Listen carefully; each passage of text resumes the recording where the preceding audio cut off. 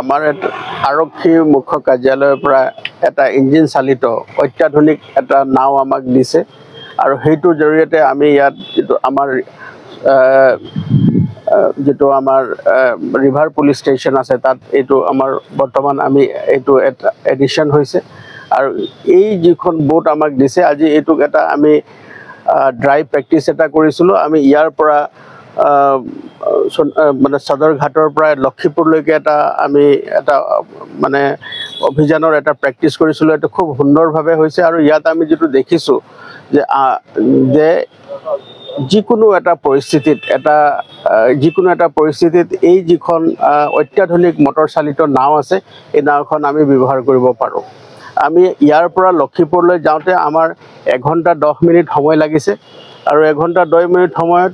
প্ৰায় 1 ঘণ্টা গাড়ীৰেও 1 ঘণ্টা সময় লাগে আৰু সেই সময়ছোৱাত আমি গৈ তাত উপস্থিত হৈছোঁ আৰু গোটেই এৰিয়াটো যিটো ৰিভাইনাৰ এৰিয়াটোৰ যিটো সাৰ্ভিলেন্স ৰাখিবৰ কাৰণে এই নাওখনে আমাক বহুত সহায়ক হ'ব আৰু দ্বিতীয়তে আমাৰ গোটেই এই যিটো আমাৰ অভিযানৰ যিটো আমি এটা প্ৰেক্টিছ কৰিছিলোঁ ইয়াত আমাৰ NDRF SDRF আৰু আমাৰ আৰক্ষী বাহিনীৰ সকলো লোক ইয়াত আছিলে ইয়াৰ দ্বাৰা আমি এইটো ক'ব পাৰোঁ যে এই যিটো এটা এডিশ্যন এটা সুন্দৰ অত্যাধুনিক নাওৰ যিটো ব্যৱস্থা আমাৰ ইয়াত কৰা হৈছে আৰক্ষী আমাৰ মুখ্য কাৰ্যালয়ৰ পৰা এই নাওখন দিছে এইটো কাছাৰবাসী ৰাইজৰ কাৰণে অনাগত দিনত এইটো বহুতো কামত আহিব আপোনালোকে জানে যে দুৰ্গা পূজাৰ সময়ত ইয়াত অতি ডাঙৰকৈ সেই দুৰ্গা পূজা উৎসৱ ইয়াত পালন কৰে সেই সময়তো বিভিন্ন সময়ত আৰু দেখিছে আপুনি এই যে আমাৰ যিটো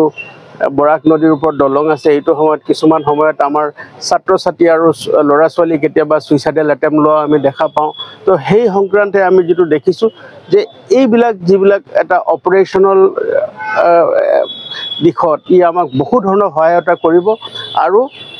আমাৰ এই যি আৰক্ষী যিটো আমাৰ জিলা আৰক্ষী প্ৰশাসন আছে ইয়াক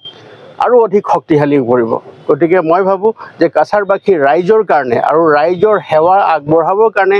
এই যিটো ইঞ্জিন চালিত অত্যাধুনিক বোট নাও যিটো আমাক ইয়াত ব্যৱস্থা কৰা হৈছে ৰাইজৰ কাৰণে ৰাইজৰ সহায়তাৰ কাৰণে ৰাইজক সেৱা আগবঢ়াবৰ কাৰণে এটা নতুন এটা দিশ ইয়াত সংযোজিত হৈছে আৰু এইটোৰ কাৰণে আমি ৰাইজক সেৱা আগবঢ়াবৰ ক্ষেত্ৰত আমি আগতকৈ আৰু বেছি ক্ষিপ্ৰতাৰে সেইখিনি কাম আমি কৰিব পাৰিম গোটেই ৰাজ্যত কিমান আছে আৰু বৰাকত কিমান আছে প্ৰায়বিলাক যিবিলাক জিলাত নদীৰ লগত সংযোজিত হৈ আছে এই সকলো জিলাতে দিছে বুলি আমি গম পাইছোঁ আৰু আমাৰ কাছাৰ জিলাত আমাৰ এখনেই এই অত্যাধুনিক মটৰ চালিত বোট দিছে আৰু এইটো অতি মানে খুব মূল্যৱান